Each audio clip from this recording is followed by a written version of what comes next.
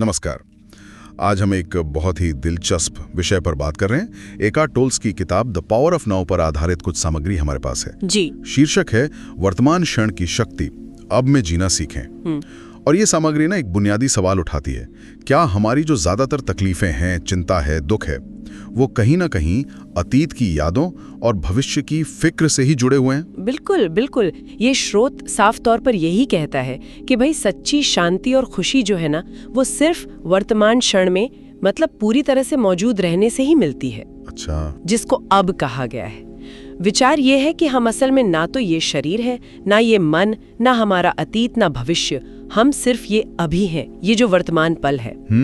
तो चलिए इसको थोड़ा और समझते हैं।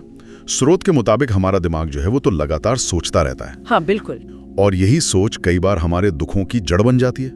पर इसमें एक अहम बात ये कही गई है कि हम अपने विचार नहीं हैं, बल्कि हम उन विचारों को देखने वाले हैं। ये कैसे? हाँ, ये बहुत महत्वपूर्ण है और स्रोत इसे और साफ करता है। देखिए, अतीत को वो क्या कहता है? केवल एक स्मृति। हाँ। और भविष्य वो बस एक कल्पना है। दोनों ही असल में अभी मौजूद नहीं है, वो मन में है। तो जितना ज्यादा हम अब में रहेंगे, यहाँ इस पल में, उतनी ही गहरी शांति महसूस होगी। ठीक है। और हाँ, ये स्रोत एक पेन बॉडी या जिसे कहें दर्द का ढांचा, उसकी भी बात करता है। पेन बॉडी ये क्या है? ये वो है जो अतीत का जमा हुआ भावनात्मक दर्द होता है ना, उससे बनता है।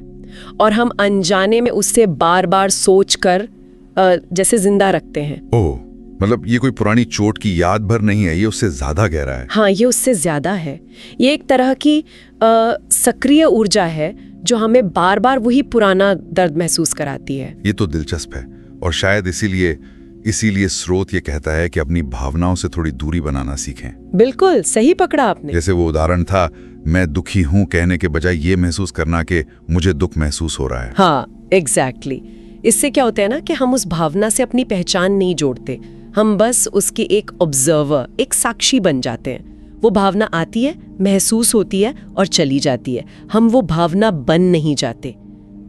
ये फर्क समझना बहुत जरूरी है। महसूस करना और बन जाना अलग बातें हैं। जी। और इसी से जुड़ा हुआ फिर वो स्वीकृति वाला विचार है शायद। स्रोत कहता है कि जो हो रहा है उसे पूरी तरह स्वीकार करना, यही आजादी का पहला कदम है। बिल्कुल, स्वीकृति। लेकिन यहाँ एक बात साफ करनी जरूरी है। कई लोग सोचते हैं स्वीकृति का मतलब है हार मान लेना या कुछ न करना। हाँ, यही सवाल मेरे मन में भी आ रहा था कि अगर स्थिति मुश्किल है तो स्वीकार कैसे करें? स्रोत कहता है कि स्वीकृति का मतलब निष्क्रियता नहीं है। इसका मतलब है कि जो वर्तमान क्षण है, जैसा भी है, उसे बिना दिमागी विरोध के देखना। हाँ, अभी ये है। अच्छा।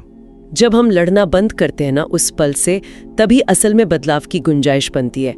संघर्ष करने के बजाय वर्तमान को स्वीकार करके ही हम आगे बढ़ सकते हैं। तो मतलब विरोध छोड़कर स्पष्टता पाना।